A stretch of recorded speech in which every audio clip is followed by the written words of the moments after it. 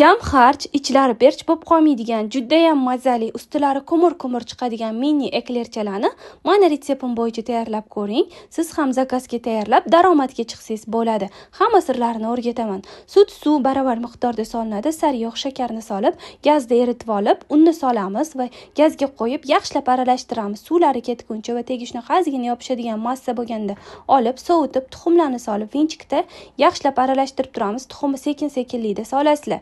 Lentichka uzilmaydigan holiga kelishi kerak va nasadka yordamida chiqarib olib, pastroq gradusda duxovkada pishirib olamiz. Ungacha esa temir idishlarimni baviyda yaltillatib olaman, qaynatib, yaltiratib turaman. Har oyda shunaqa top-toza bo'ladi.